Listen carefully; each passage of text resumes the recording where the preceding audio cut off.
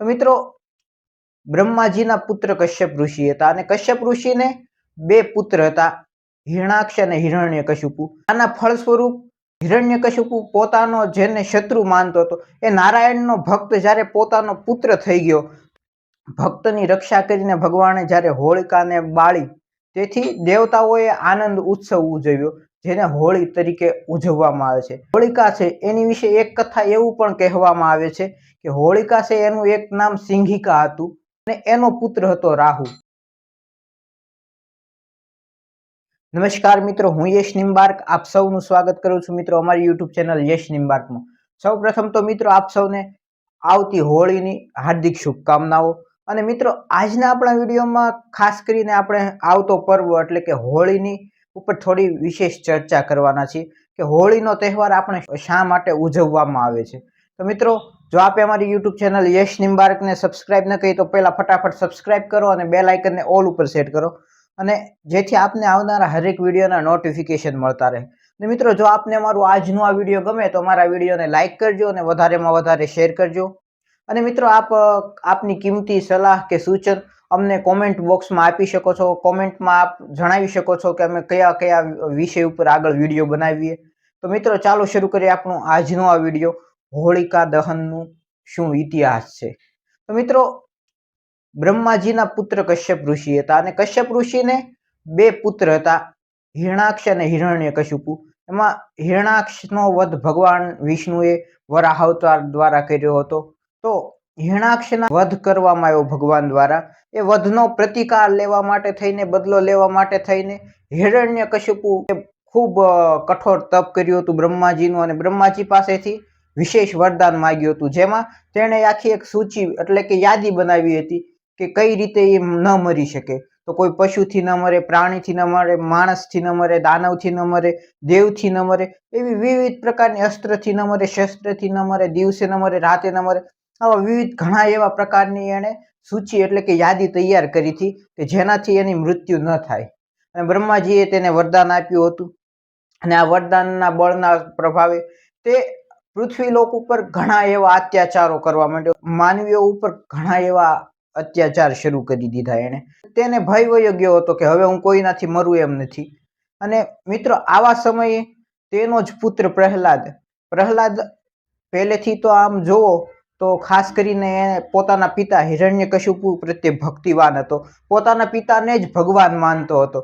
પરંતુ એક કુંભારની દીકરીની પાસેથી જ્યારે તેને રામ નામનો મંત્ર લીધો અને જ્યારે ખબર પડી કે વાસ્તવિક ભગવાન તો નારાયણ છે, વાસ્તવિક બ્રહ્મ તો ભગવાન નારાયણ છે, એ જ્યારે ખબર પડી ત્યારથી તેણે નારાયણના નામનો જાપ શરૂ કરી દીધો અને ભગવાન નારાયણના શરણે થઈ ગયો.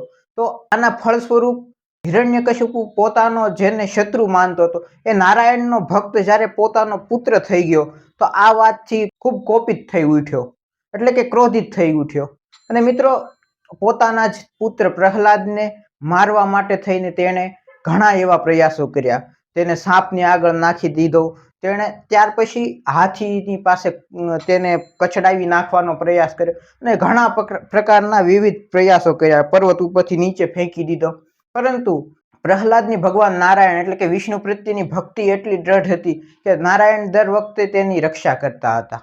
તો મિત્રો આવા સમયે જ્યારે હિરણ્યકશિપુને કોઈ પણ પ્રકારનો સૂઝ ન હતી કે ભાઈ શું કરું, તો પ્રહલાદ ક્યાં તો ભક્તિ મૂકી દે નારાયણની અને ક્યાં તો એને હું મારી નાખું, એ કંઈ સૂઝતું ન હતું. તે સમયે તેની બહેન હોલિકાને તેણે બોલાવી અને કહ્યું કે તું મારા પુત્રને તારી ગોદમાં એટલે કે તારા ખોળામાં બેસાડીને અગ્નિ સ્નાન કર, કારણ કે તને બ્રહ્માજીનું વરદાન છે અને જેનાથી તને અગ્નિ કાંઈ નહીં કરે, પરંતુ પ્રહલાદ છે એમાં બળી જશે અને એ મૃત્યુ પામશે.